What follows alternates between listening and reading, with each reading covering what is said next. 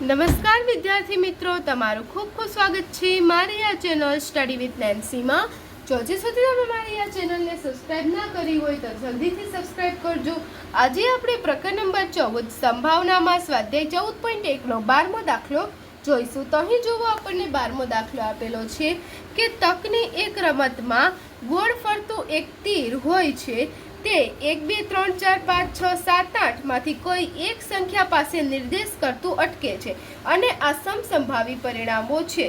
કહી આપણને જો આકૃતિમાં પણ દર્શાવેલું છે કે એક રમત છે, એમાં આવી રીતે ગોળ ફરતું એક તીર છે. તીર દેખાય છે, આખી ગોળ છે, અને એમાં તીર કર્યા કરે, એટલે એમાંથી તીર ફરે, કોઈ એક સંખ્યા સામે ઊભું રહીએ, કોઈ એક સંખ્યાનો નિર્દેશ કરે. આમાં કેમ એક બતાવે છે, પછી ફેરવીએ તો બીજી સંખ્યા બતાવે, એટલે એવી રીતે 1 2 3 4 5 6 7 8 સંખ્યા છે. અહીંયા આપણને આપેલું છે એમ 1 થી 8 સંખ્યા આપેલી છે અને પરિણામો કેવા સમસંભાવી એટલે સરખા છે. તો એમાં એના ઉપરથી આપણને 4 આપેલી છે. એ 4 સંભાવના શોધવાની છે. તેમાં પહેલી સંભાવના આપણને આપેલી છે કે તે 8 તરફ નિર્દેશ કરે તેની સંભાવના કેટલી, કે આ જે તકતી છે એ 8 ઉપર નિર્દેશ કરે એની આપણે સંભાવના શોધવાની છે.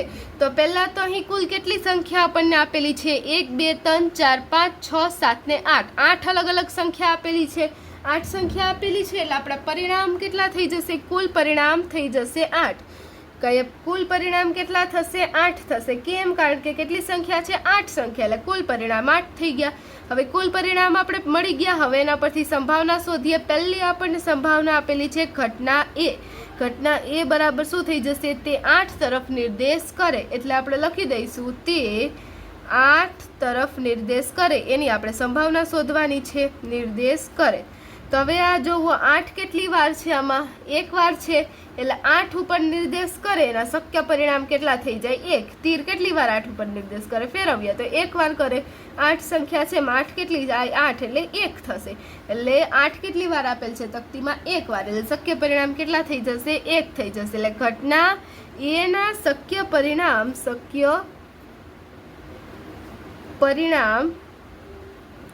બરાબર કેટલા મળી જશે આપણને? 8 મળી જશે. 1 મળી જશે શક્ય પરિણામ. 8 કેટલી વાર આવેલ છે? 1 વાર, એટલે શક્ય પરિણામ 1 મળી જશે. હવે એની સંભાવના P ઓફ એની સંભાવના શું થઈ જશે? ઘટના એના શક્ય પરિણામ. ઘટના એના શક્ય પરિણામ છેદમાં કુલ પરિણામ. અહીંયા આપણને શક્ય પરિણામ કેટલા આપેલા છે? 1 પરિણામ થશે, 8 એક વાર આવે, અને કુલ પરિણામ છે 8. એટલે શું આપણે સંભાવના કેટલી મળી જશે? 1/8. હવે એના પછી આપણને બીજો પ્રશ્ન પૂછેલો છે કે અયુગ્મ સંખ્યા તરફ નિર્દેશ કરે તેની સંભાવના કેટલી? તો આપણી બીજી ઘટના થઈ જશે ઘટના બી. ઘટના બી બરાબર કે તે અયુગ્મ સંખ્યા તરફ નિર્દેશ કરે છે. તે અયુગ્મ સંખ્યા તરફ નિર્દેશ કરે. તો એ ઘટના બી થઈ ગઈ. ઘટના બી શું થઈ ગઈ? કે અયુગ્મ સંખ્યા તરફ નિર્દેશ કરે. હવે એના શક્ય પરિણામ. ઘટના બી ના શક્ય પરિણામ બરાબર તેના શક્ય પરિણામ કેટલા થઈ જશે? અયુગ્મ સંખ્યા. અયુગ્મ સંખ્યા એટલે એકી સંખ્યા. આપણે એને બીજું શું કહીએ? એકી સંખ્યા કહીએ. અયુગ્મ સંખ્યા કઈ કઈ થઈ જાય? 1 3 5 7 9 આગળ આપણે કહીએ કે 1. આ બધી સંખ્યા આપણે એકી બેકી સંખ્યા કહીએ, તેમાં એકી સંખ્યા એટલે અયુગ્મ સંખ્યા. અયુગ્મ સંખ્યામાં કઈ આવે? 1 છે. આ સંભાવનાના ઘણા દાખલામાં આવશે, યુગ્મ અને અયુગ્મ. તો અયુગ્મ એટલે 1 3 5 7 9 પછી આગળ 11. આ બધી જ સંખ્યાઓ આગળ આવેલા કરે ને અયુગ્મ કહેવાય. પછી 2 4 6 8 આવે અને આપણે શું કહીશું? આને યુગ્મ કહીશું.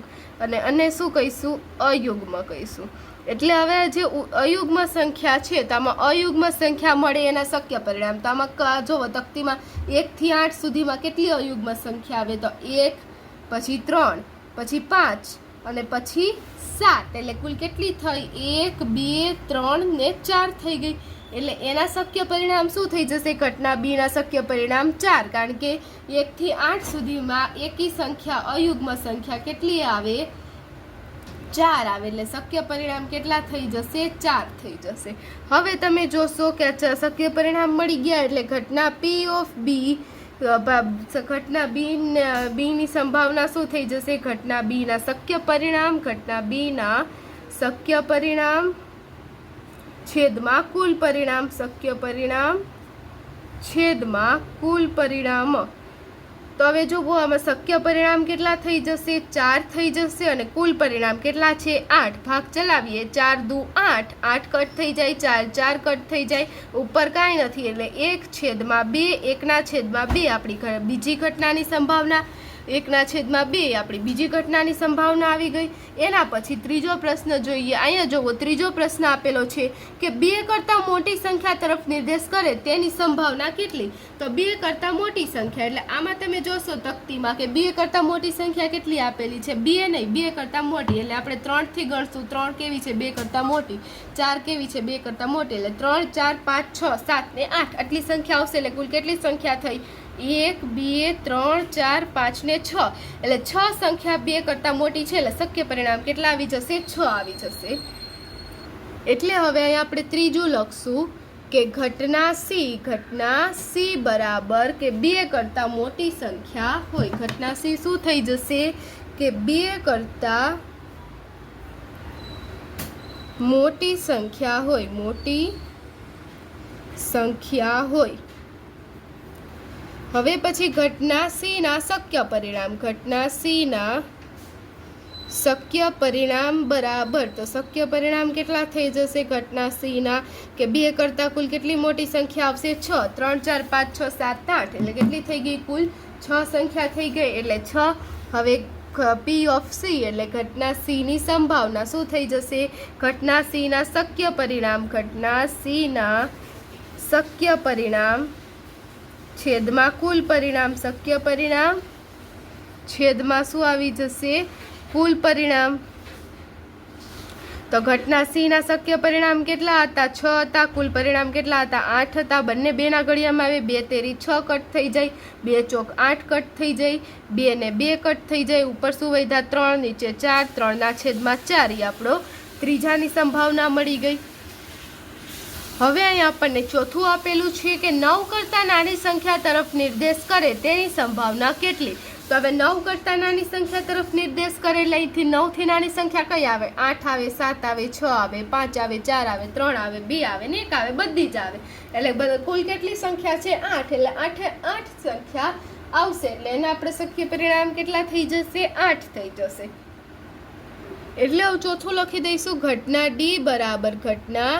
D બરાબર શું હોય? કે 9 કરતાં નાની સંખ્યા હોય, 9 કરતાં નાની સંખ્યા હોય.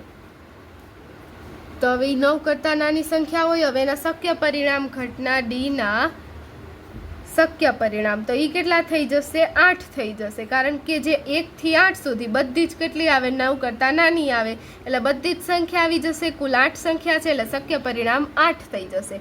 એટલે P ઓફ D બરાબર શું થઈ જશે? ઘટના D ના શક્ય પરિણામ, ઘટના D ના શક્ય પરિણામ છેદમાં કુલ પરિણામ, શક્ય પરિણામ છેદમાં શું આવી જશે? કુલ પરિણામ આવી જશે. તો હવે શક્ય પરિણામ કેટલા હતા? 8 હતા. એટલે 8 અને કુલ પરિણામ કેટલા હતા? 8. એટલે 8 ના છેદમાં 8, બંને 8 કટ થઈ જાય, કાંઈ ના વધ્યું એટલે શું આવશે? 1 આવશે. એટલે આપણી ઘટનાની સંભાવના કેટલી મળી જશે? 1 મળી જશે. તો અહીં જોવો આપણા 12મા દાખલાનો જવાબ આવી ગયો. અહીં આપણો 12મો પ્રશ્ન પૂર્ણ થાય છે. જો તમને વિડીયો પસંદ આવ્યો હોય તો લાઈક, શેર, સબસ્ક્રાઈબ કરજો. જો હજી સુધી તમે મારી આ ચેનલને સબસ્ક્રાઈબ ના કરી હોય તો જલ્દીથી સબસ્ક્રાઈબ કરજો, જેથી તમને મારા બધા જ વિડીયો સૌની પહેલાં મળી રહે. Thanks for watching.